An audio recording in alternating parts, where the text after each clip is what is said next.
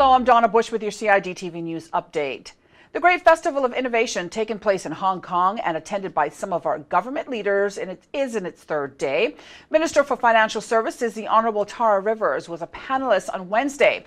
She and other guests discussed the financial services industry in their individual countries, how important regulations are, and how to find a balance. We have the end-to-end accountability to the constituencies that we represent, but also from the regulatory side, and I'm happy to hear two of the speakers are already mentioning the issue of compliance and anti-money laundering, and I was hoping that I wouldn't be the only one on the panel having to bring up those themes, but certainly being able to ensure that we continue to, as a country, be well regulated.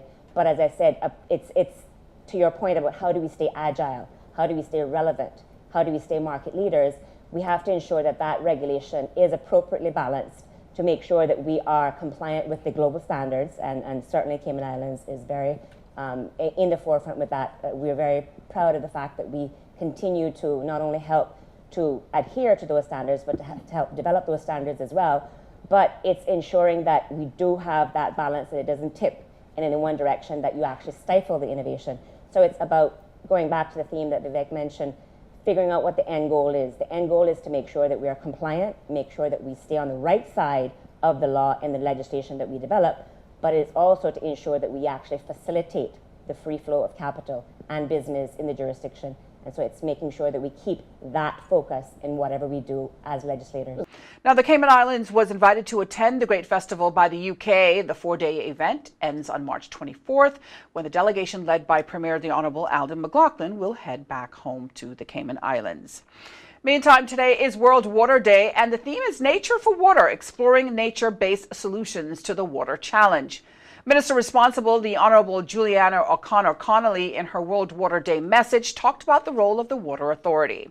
Here in the Cayman Islands, Water Authority Cayman plays an important role in protecting environmental health.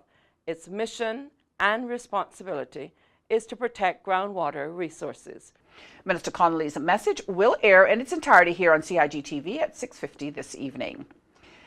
Well, Key Stage 2 students at John A. Comber Primary School had a special guest from the Royal Cayman Islands Police Service recently. Officer Nettie Bulgin and her team from the West Bay Police Station discussed the topic of stranger danger with the students. We're told the presentation was organized in the wake of the recent attempted child abduction in the district of West Bay. And finally, earlier in March, the Health Services Authority celebrated World Kidney Day, the most widely celebrated event focused on kidney health across the globe. Now, a press release tells us that this year's theme, Kidneys and Women's Health, Include, Value, Empower, and it underlined that the risk of developing chronic kidney disease may be higher in women than in men, and that kidney disease is also linked to pregnancy. World Kidney Day and International Women's Day was marked on the same day, offering the opportunity to highlight the importance of women's health and particularly their kidney health. The latest numbers show that the chronic kidney disease affects approximately 195 million women worldwide and is currently the 8th leading cause of death in women, causing 600,000 female deaths each year.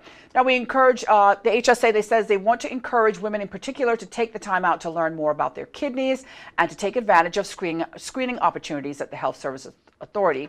Education of women protects both their health as well as their children's health, says the press release. Well, if you missed today's news update, you can go to the Cayman Islands Government Facebook page as well as the CIG Television YouTube channel. I'm Donna Bush with your CIG TV News Update. Happy you could join us, and I invite you to do the same again tomorrow. Until then, bye-bye for now.